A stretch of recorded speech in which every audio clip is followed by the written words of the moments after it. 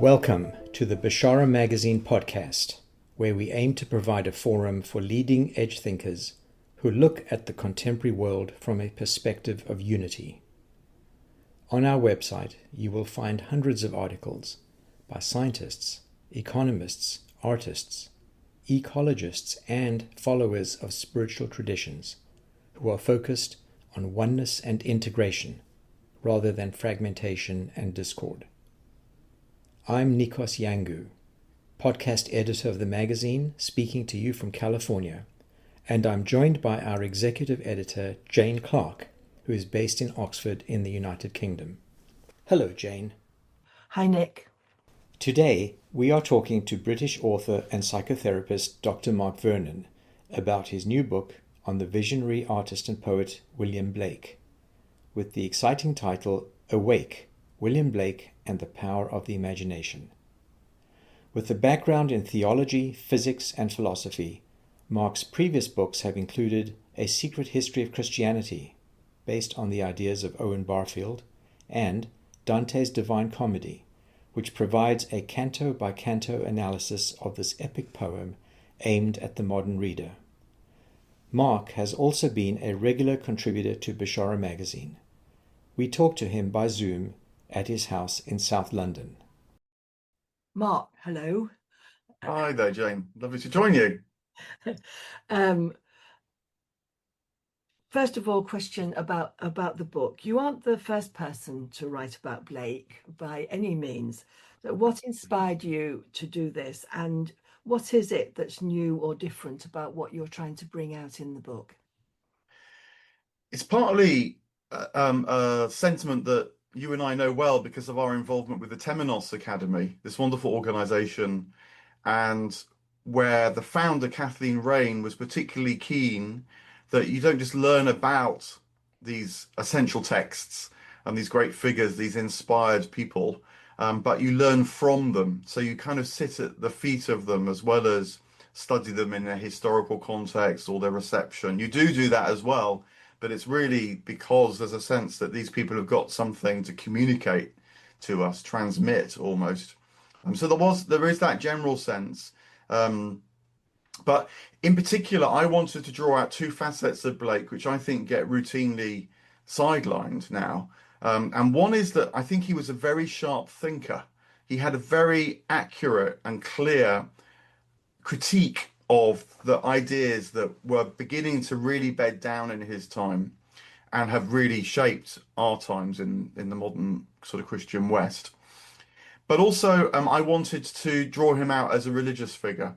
And I think in two ways that also gets sidelined. One is, he was a chap that lived with what we would call, in the shorthand, the supernatural. He lived daily with perceptions of angels and other entities, the divine, the dead. And I was very fascinated by that and didn't want us to explain it in a manner to explain it away, which basically these days means pathologizing. We could say more about that because I've worked in a psychiatric hospital, so I know that is worth doing sometimes, but I felt not in relation to Blake. But the other side of it is that I think he's a very clear Christian mystic, and I wanted to draw that out because I think he's a very important voice, again, in Western Christianity since the Reformation, connecting dissenting stroke Protestant traditions back to a mystical core, which again often gets sidelined, certainly in writing about Blake, but also even more broadly in Western Christianity. So it's those kind of three things. But also, Blake is a person who a lot of people have affection for, and they know a line or two, to see a world in a grain of sand and so on, or maybe they've sung Jerusalem, the hymn, and they love that and they feel there's something in that, but quite where to go next is often not clear.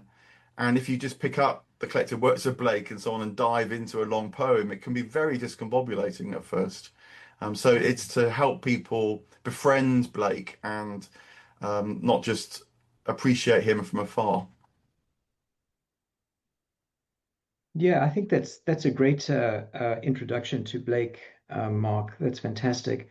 Now, I've noticed you've also subtitled your book, William Blake and the Power of the Imagination. So you mentioned the imagination, and Blake encourages the development of imagination as a way to perceive deeper realities. And as you said, he sees angels and other worldly beings by means of imagination, but not in the sense of imaginary or fantasy or in any pathological way, but rather as a deeper way to understand the nature of reality. And it's the interplay of imagination and perception that yields true vision, so to speak. So I'm reminded of something that Ibn Arabi says, who I know you have talked about as well, that the realized human has two eyes with which he sees. One is the eye of reason, and the other is the eye of imagination. And it's these two, the one that discriminates and the one that unifies and reattaches matter to meaning, that really brings about this idea of true perception. Can you say some more about this idea of the central role of imagination in Blake? I'm sure there are lots of similar sentiments about the imagination, and it's stronger than sentiments. It's an understanding of the imagination between Blake and Ibn Arabi, and I think Blake, in the Western context, what he's saying now is the imagination is not something that I might have, you might have, a creative person probably has a little bit more of, as if it's like a private possession that we beam out across an otherwise inert cosmos, hoping to stir it into some sort of life through our capacities. No, I think Blake thought that the imagination has us and that we move in a great sea of imagination. He says imagination is reality itself, and our challenge is to collaborate, align ourselves with that imagination. Even a narrow view of reality, even the kind of inner mechanistic, reductive, materialistic perception of reality, which can dominate now, that is an imaginative achievement in a funny sort of way, because it's not self-evidently the case that the world's like that. Um, and so certainly to organize a whole culture around that perception is an enormous imaginative undertaking. But for Blake, sadly, it's a reduction of what we can perceive in the way that you described those, so beautifully.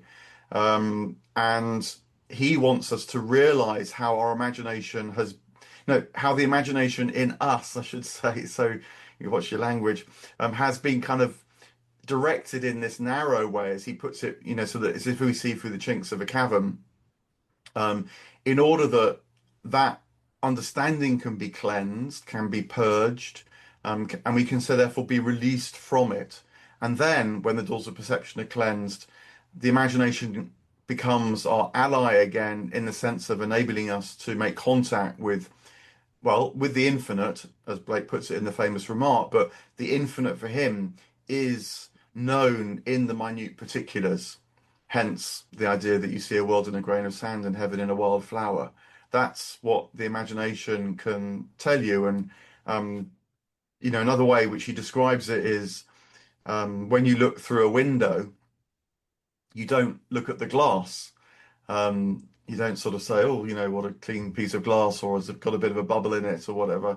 No, you look through the window, and the window therefore transmits reality to you. And so the imagination is a bit like that as well. It exists somewhere in between the subjective and the objective. I mean, and even putting it like that is slightly to read back into Blake's time, because the two words didn't even have that meaning at the time. There was still the separation between exteriority and interiority hadn't been fully imaginatively achieved. And so Blake is at the time when it's still in the air, to feel that to know the truth of something is to know it imaginatively, rather than the task which we have now is to kind of overcome our prejudices about imagination and realize that it's not a faculty that we have, but something that has us and that we can collaborate and align with. We're actually already doing that anyway. but there's a sort of resistance to the imagination now rather than an embrace of the imagination as divine, as Blake would also put it. No, that's brilliant. So I think what you're saying is that there's an ontological reality to imagination. It's not something that's just pure subjectivity that individual people express and that you hope to communicate to someone else who has their own subjectivity. But there's a deeper connection in all of this. And you mentioned this wonderful quote. If the doors of perception were cleansed, everything would appear to man as it is infinite. For man has closed himself up till he sees all things through narrow chinks of his cavern. So you've already referred to this, but just dig a little deeper. How do we open these doors of perception? What is Blake's thinking around this? I think in the first instance, it is to trust your inklings, trust what comes to you through the chinks of the cavern, and dwell with them and um, move more into what can seem like subtle perceptions at first, and to test those perceptions with the powers of discernment. I mean, reason in Blake, sometimes people feel that he was anti-rational. He wasn't at all. He just understood that reason needs to discern this wider resonance, this wider sympathy that we have with reality in order to kind of focus it and to help us travel more deeply into it. And also, I think another really important element for Blake is he doesn't quite use this expression, but it's a well-known expression from the New Testament that by their fruits you shall know them. So, is this expansive? Is this taking you towards an enriched vision of reality, as opposed to closing it down or you feel locked in a kind of private fantasy? I mean, a figure who I think understood this in a way from a very different world was Albert Einstein. And Einstein, well, it's well known that he remarks that the imagination was given to us. So again, it's kind of given to us, not something we conjure up. And it was given to us in order to explore the cosmos. And he famously imagines what it's like to travel on a light beam. At first pass, you might think that's what a child does. But he, luckily for the rest of physics, wasn't embarrassed by that, but went more and more into it. And then was able, through other powers of imagination and understanding and discernment, eventually, became the special theory of relativity. And I think that is an actual story of how Blake, Einstein's a genius. We're not all going to come up with a special theory of relativity, but the broad thrust of that, the broad journey, is one that Blake wants us to undergo as well. I mean, another parallel for me is I work as a psychotherapist, and I think that what in psychotherapy is called the transference and the countertransference, that give you intimations, sort of felt intimations of what might be going on in the room. That it's not like a forensic readout, but it's a powerful guide when you can learn to become more attuned to it. And that is to use the imagination, relating to what you're sensing in your body. So it's, Blake's quite clear, it all begins with our empirical senses. But if we think that the empirical is all, that's when we're cutting off imaginative possibilities. The short answer is to trust what you might half sense already, develop some kind of practice that can amplify it. And of course, artists do this. That's what it is to be an artist. But there's other possibilities, and see where it leads and test it. Always test it.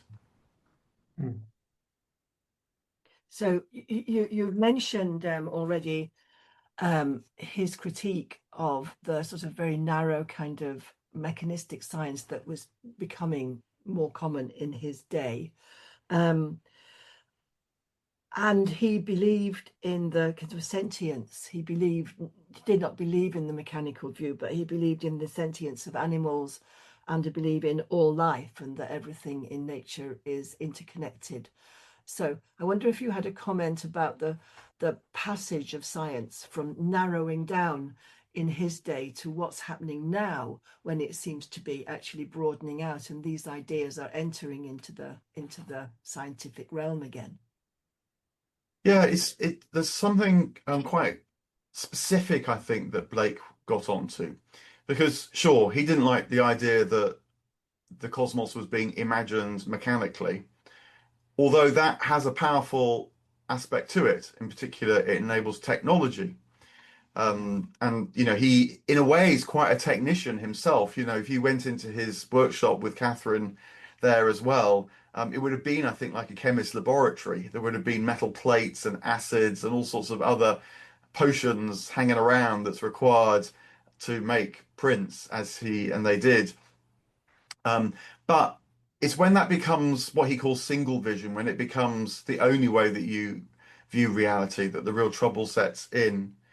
And I think that he felt, therefore, that it's really when you believe single vision as if it's the whole of vision. That's when the real trouble sets in. Single vision has its uses, but it's when you take that to be reality itself. And so he is really more accurately against treating abstractions as if that's reality, which he felt was the seductive power of Newtonian physics. And again, actually, it's not just Blake that said this. Einstein said this. Einstein said that Newtonianism gripped the scientific imagination for way too long.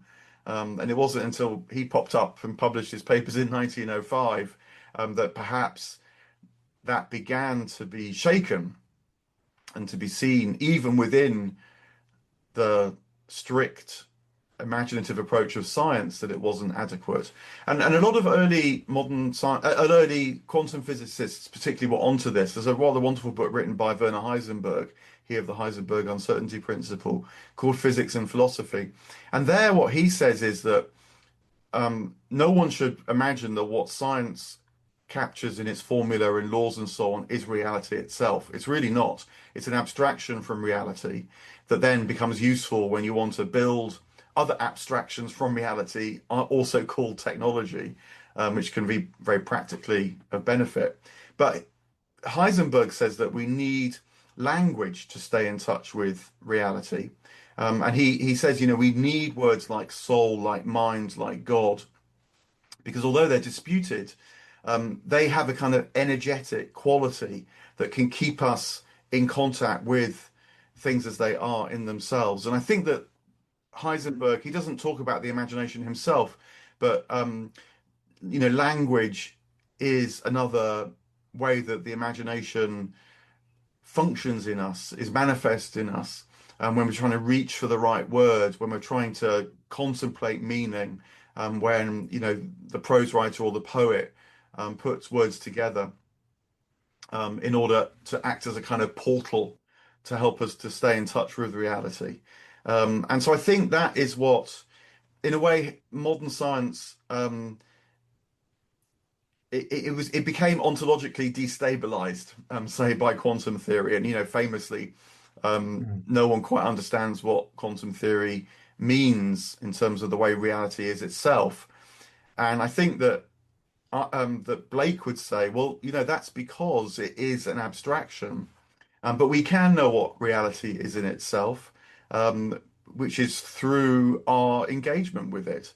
And, again, it's quite well known that amongst these early quantum physicists like Heisenberg, like Schrödinger, they actually resorted to the great mystical traditions, particularly of India, I think because the Christian tradition in the West had got lost. But they said these already existing perceptions of reality can be used to help us understand what we're seeing more narrowly in the quantum world.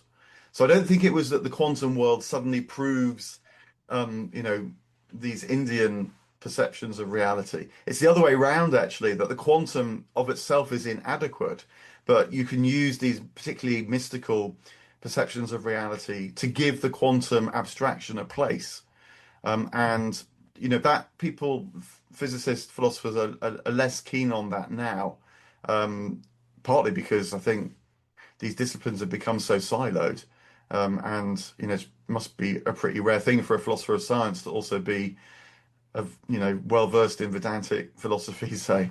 But I think that's the direction of travel that Blake would have us go. And I hope that some of the imagery and metaphor that he comes up with about the way things are connected, he's very keen on how the difference between, say, the center and the circumference collapses in what he calls eternal vision. And so, that's uh, these images might help us to um, be able to receive what the science has destabilized, but give us a worldview again, a mystical worldview, essentially, that can be in touch with reality and be, a comfort with the abstractions of science. I hope that's not too tortuous a way of putting it. So going on from that and language, so one of the things about your book, it's full of fascinating new insights, such as the fact that Blake saw music and poetry as absolutely interconnected, and actually would sometimes perform his own work as music. So and of course, he did also illustrate his poetry with images. Can you say more about the impact of this kind of multimedia part of his message? Yeah, the music side's very enticing because, of course, we don't have any record at all of the tunes that he turns, but we do have records of how in soirees, this is the era of the Blue Stockings, and particularly earlier in his life, he attended many of these evenings and afternoons, and he was acquainted with the great figures of London, if you like, and particularly one host called Mrs. Matthews. She said that Blake's musicality was so striking that she invited professors of music along, and they all agreed, that he could compose a melody that was very engaging. He lives in a time of great music, kind of high, if you like, the music of the court, Handel, and so on, but also hymn writing. He lives just after the Wesleys, so great time of lyrical song of all sorts of kinds, and to say nothing of the songs of the street, which no doubt he was versed with as well. Some of his plates survive because he illustrated books of English songs, and they're quite bawdy songs, some of them. So he was very much immersed in this musical world, as well as the wider world of the artist, of the creative person.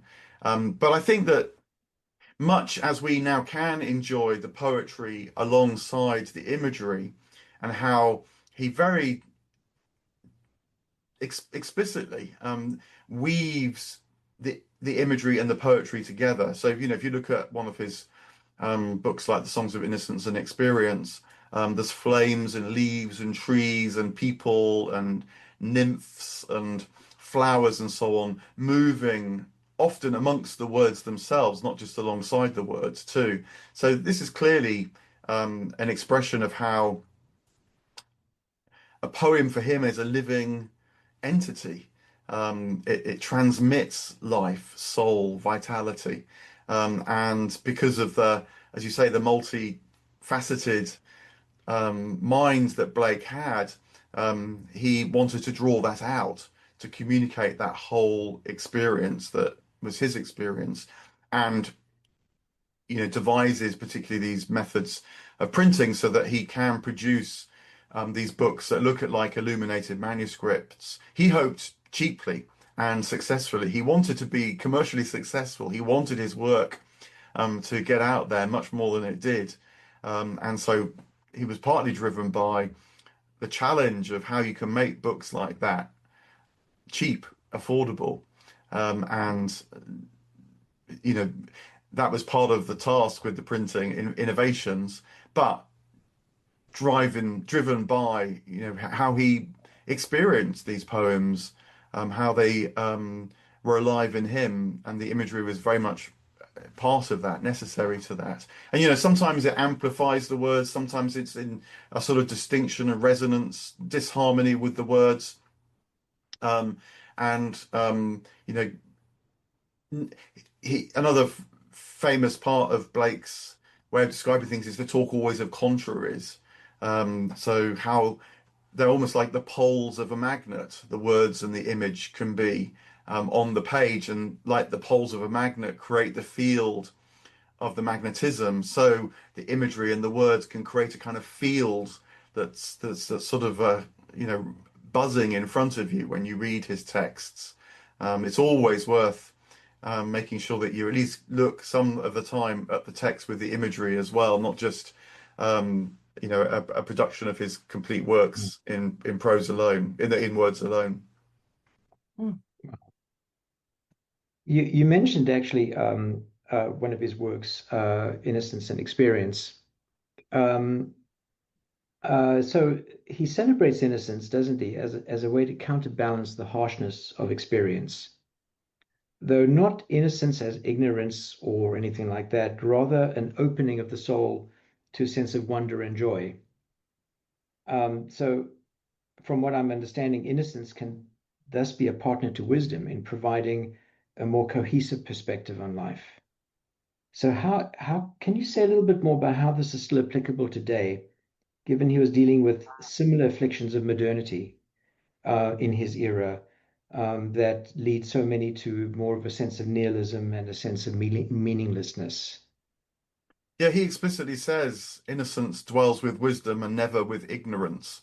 So it's innocence that's not a kind of naivety, but it is innocence that is an openness, a constant capacity to try and stay alert to that which is most vital, that which is most soulful, that which is most good as well, even if it's amidst various kinds of horror, which he knew well. He lives in a time where Britain is at war pretty much all his life, or threatened in war against the French, maybe the Dutch Republic. So that he's not he's saying these things knowing perfectly well that many times grow very dark, and he struggled too. He talks about his nervous fear quite often. If you're open, you're also vulnerable, but the vulnerability is worth tolerating and learning how to manage, because if you lose this openness, this innocence, again, maybe related to what we were saying before, you lose touch with reality. You close off. It's another way in which we shut ourselves down. And I mean, I think this has got relevance today because take another issue, the issue of justice. Very, very important and valuable ideal today. But there's always a risk with justice, that again, it can become an abstraction, and so it can take us from the human that it's also supposed to be protecting, and that's rather abstractly put. But you know it when rights conflict, when you have wars of justice, with the loss of really what you're fighting for, the loss of the vision in the combat that goes on. And I think, in the so-called culture wars, that's partly what's happened now. But what I think innocence helps you to maintain is the sense that whatever is most immediately in front of you, it's but the most maybe pressing or manifest side of a wider concern, a wider life, a wider vitality, the transcendent, really, that the particular squabble you might be involved with, or, quite right fight, is but a part of. And so always maintaining, I mean, just let me try and be a bit more specific. One of his poems in the Songs of Innocence and Experience, well, actually, it's two poems. It appears in both collections, the Innocence one and then the Experience one. Is about chimney sweeps. And Blake was perfectly clear that child labour, the sweeps, was a horror. and a very widespread horror that horrified other people in Georgian London as well. Um, exacerbated by government policy, for example, because you got taxed on the number of chimneys that you had on your house. And so the temptation to have more flues going up one chimney was very, incentivized to do that. Good And that Lord. meant you needed more chimney sweeps to clean out all those flues. It was a systemic problem. But both of Blake's poems, whilst evidently aware of the horror, um, want to maintain a sense of what we're actually fighting for here, which is the innocence of the kids sent up the chimneys, and Mm. what their souls might be singing to us from beneath, the incrustations of soot and so on their bodies. Um, and so, yeah, that kind of the sort of what are we fighting for? Um, Innocence helps us to return to that, and that keeps us human even in the midst of battles that otherwise might be necessary to fight. If you lose touch with that side of life, then you risk becoming with your enemy, dragging each other down, if you like, and everyone loses their humanity in the process. Right. So Yep. you get stuck in an oppositional problem then, rather than looking at the essence of what's going on. Yeah, and I think this is a real problem in a kind of flatland world like ours, where the kind of transcendent element, the vertical, if you like, Yeah. isn't part and parcel of everyday culture anymore. It's remembered, you walk into a Gothic building and your eyes get drawn up and you suddenly think, goodness me, what vision was it that built this building? When I live all my day in rather utilitarian flatland kind of buildings. And so returning to this kind of freshness of innocence, I think is a really important remedy to an otherwise very functional world in which we live. Yeah. Hmm. Perhaps this is a good lead into my next and maybe final question. So about his Christianity. So Blake views Jesus as a revolutionary figure advocating for forgiveness, a concept that I think you or maybe someone else has said was absent in pre-Christian philosophy, interestingly enough, and that all people would ultimately be saved through forgiveness. He also has a mystical understanding of Christianity, emphasizing not so much that Christ died for our sins, but to reveal the divine presence within humanity in the here and now. I'd love to hear more about your thoughts about how Blake framed his understanding of Christianity and how that was important to him. Hmm. I think it was absolutely central. And moreover, I think he was quite orthodox. It's quite common to qualify Blake's Christianity with the word heterodox, but I think he was actually quite orthodox. And this makes sense when you factor in the mystical element. So on the forgiveness point, yeah, if you read the pages of Aristotle, you won't find reference to forgiveness. You'll find reference to sort of justice, not meant in the modern sense of the individual and their rights, but the justice of the cosmos as a whole, the balance, the harmony of the cosmos as a whole, and forgiveness were Aristotle to consider, it would be an offense to that vision of the cosmos. And that's quite a common pre-modern understanding of things.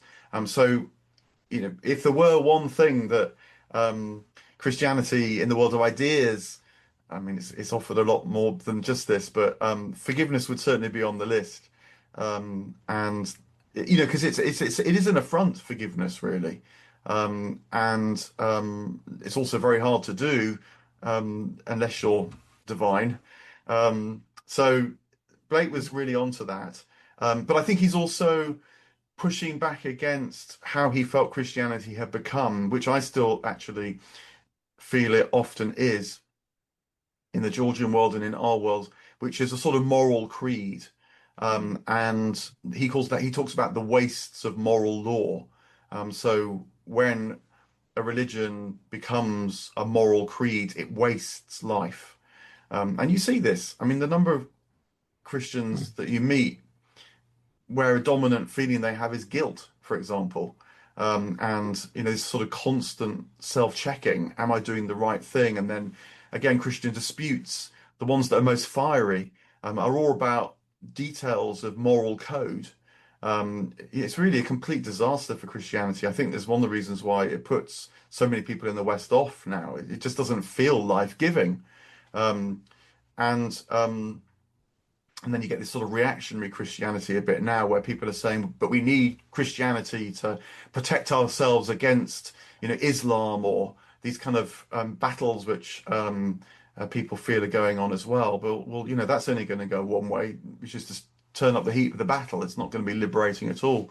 Um, but Blake's Christianity is central, and I think that, I mean, when we're putting this actually to flag up the work of someone else who'll be known to many listeners, I'm sure, is Suzanne Sklar, and she's a very great Blake scholar, and she has made the point and tracked it down a bit as well that Blake would have been informed by Eastern Orthodoxy, and by two sort of vectors. And one was that his mother was a Moravian, and the Moravian church, coming from Eastern Europe, took its authority from Orthodox traditions rather than, say, Catholic or Protestant traditions. But then also, Suzanne has shown that Blake would have known the Orthodox Church in London. I mean, this actually is not a great surprise, because some of his images say he painted a picture of the Virgin and Child, for example, that clearly is inspired by iconography, Orthodox iconography. But he would have known Orthodox priests in London as part of the milieu in which he lived. And the point about this is that it makes sense of why, when you've got a bit of theological awareness, you see that Blake seems to quote church fathers. One of his early works is called There Is No Natural Religion, and the final plate in this sort of short pamphlet is, on a full page, the line, "Therefore God becomes as we are, that we may be as he is." And that is the central expression in the early church of the meaning of the incarnation, the heart of Christianity. Therefore God becomes as we are, that we may be as he is. And it rings like a bell across the kind of early Christian centuries. Many, many great Orthodox theologians express that in some way or another, including Gregory of Nyssa, who's called the father of Orthodoxy. And so I think that Blake understood that the divine presence is absolutely immanent within us. He says, I'm not a God afar off. I'm a brother and a friend. I live in you and you dwell in me, mutual in love divine. And to many Christians informed by particularly the Reformation, that can seem like a kind of heresy. And especially when it invites the imaginative exploration of that intimacy with the divine, which again you see in earlier church traditions, for example, in the way that the Bible was read, when it was read allegorically, and the imagination was applied to texts, because texts were again seen as living only when you applied the imagination to them. Otherwise, they become sort of static codes. And so, I think Blake's Christianity was, you might say, radically orthodox, in the sense that he was part of this recovery of these older ways of engaging with text, understanding the nature of the incarnation. And it's, to my mind, it's one of the reasons why he's so important today. Because for me, it's that kind of Christianity, or very reduced, single vision kinds of Christianity. Mm. Wonderful. Well, thank you. Thank you, Mark, very much. That wraps up my questions. Jane, anything else from you? I just wondered if Mark had got anything else he wanted to say. I mean, we could go in all sorts of different directions from here, I think. Is there anything that's popped up that we've not asked you that you'd like to say about Blake? No, thank you. I mean, I think that he, this more sort of philosophical side too. He read figures like Adam Smith and David Hume and John Locke and others, and he doesn't write treatises in response, but can kind of cut through what they were saying in a couplet or in a quatrain. Particularly John Locke, who had a massive influence on Georgian thought and still shapes British empiricism as it's called today. The idea that that our minds are sort of isolated islands of consciousness, hoping against hope to reach out and make contact with other islands of consciousness. Blake was very against all that understanding of what it was to be human. His anthropology, I think, is so necessary. And maybe also just to say, he does kind of offer, I think, in his poetry, almost an education into this wider gift of the imagination. And he talks about different modes of dwelling in the world. I've referenced several times already single vision and Newton's sleep, as he famously puts it. But there are different kind of levels, if you like, of imaginative awakening. One is generation, and then he talks about that can tip into regeneration, and then you get this state known as Beulah, and Beulah is on the threshold of eternity, which is the reincorporation of divine vision. So he's offering a kind of a life journey, I think, and I hope that's one of the things that comes out in the book as well. Yeah. Well, we definitely congratulate you on your book, Mark, and we should remind our listeners that your book will be available in the UK in June and in the US in September. And the book is called Awake, William Blake and the Power of the Imagination. Well, thank you to you both. It's lovely to join you at Bashara once again. Very much, part and parcel of this awakening, I hope. So, thanks for all you do as well. It's lovely to talk about these things because it's often in the dialogue, that you're reaching for ways of trying to express things, and the imagination is active and alive. So I do appreciate talking. Thank you. Thank you very much.